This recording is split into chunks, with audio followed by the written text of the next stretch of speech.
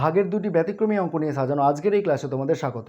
ব্যতিক্রমী এই জন্য বললাম, এই দুটো প্রশ্ন সমাধান করতে গেলে অনেকেরই ভুল হয়ে যায়, তাই দেখে রাখো কিভাবে এই প্রশ্নগুলো সমাধান করতে হয়। আমরা এখানে দুটো ভাগ নিয়ে নিয়েছি, 212/2 এবং 2121/2।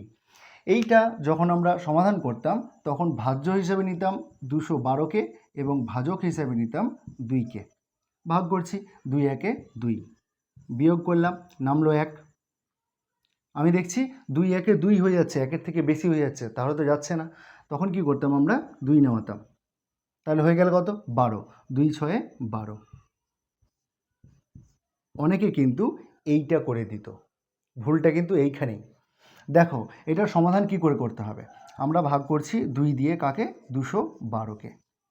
কি করতে হবে তোমাদের দেখতে হবে ভাজ্যের মধ্যে কটা অঙ্ক আছে। আমরা দেখছি একক, দশক, শতক, অর্থাৎ এই ভাজ্যের মধ্যে 3টে অঙ্ক আছে।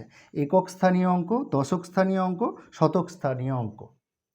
খেয়াল করতে হবে প্রত্যেকটা অঙ্ককে যেন ভাগ করা হয়, তবেই কিন্তু ভাগটা সম্পূর্ণ হবে। দেখে নাও কিভাবে। তাহলে 2 একে 2, এই পর্যন্ত কোনো ভুল ছিল না, বিয়োগ করলাম, তাহলে নামলো কত, 1। আমরা 2-এর ঘর যখন নামতে পড়ছি 2 একে 2 বেশি হয়ে যাচ্ছে না, তখন আমাদের 2 0 0 নিতে হবে, এবার বিয়োগ করতে হবে। এবার হলো কত, 1। আমরা তাহলে এই যে মাঝের অঙ্কটা, এটাকেও আমরা ভাগ করলাম, তবে কিন্তু আমি পরেরটা নামাতে পারবো। তবে কত হলো এখানে, 2, তাহলে হয়ে গেল কত, 12। তাহলে 2 6 12। এই ছিল নিয়ম, বোঝা গেছে। এইবার আমরা এই ভাগটা দেখে নিচ্ছি যে এই ভাগটা কি করে করব। দেখো তাহলে এইখানে ভাজ্য হচ্ছে 2 1 2 1, ভাজককে আবার সেই 2, তাহলে করছি কি 2 একে 2, বিয়োগ করলাম, 0 হয়ে গেল, লিখলাম না, 1 লিখলাম, পরে 1কে নামলাম, আবার সেটা 2 0 0, বিয়োগ করলাম, 1 হলো, এবার আমার নামলো 2।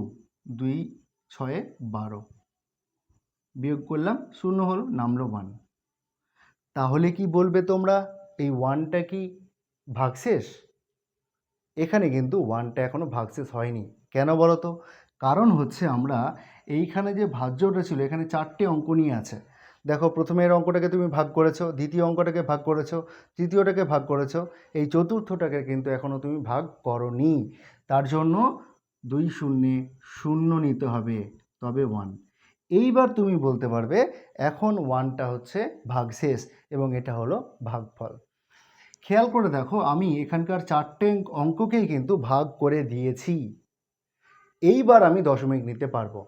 যতক্ষণ পর্যন্ত না প্রত্যেকটা অঙ্ককে ভাগ করা হচ্ছে ততক্ষণ পর্যন্ত দশমিক নেওয়া যায় না। এইটাই হচ্ছে ভাগের মৌলিক নিয়ম। তাহলে এইবার আমরা এখানে দশমিকটা নিতে পারবো। তাহলে কত হলো দেখো, দশমিকের জন্য 0, 2 5 10, বিয়োগ করলাম, ব্যাস। তাহলে এই ভাগফলটা হবে এইভাবে, এই ভাগফলটা হবে এইভাবে। এইটা হচ্ছে ভাগফলের মৌলিক নিয়ম এবং দশমিক নেওয়ার নিয়ম। তাহলে আজকের ক্লাসটা এখানেই শেষ করছি, দেখা হচ্ছে অন্য কোনো একটা ক্লাসে। ক্লাসটা কেমন লাগলো জানাতে কমেন্ট করো, চ্যানেলে নতুন হয়ে থাকলে সাবস্ক্রাইব করে সাথে থেকো।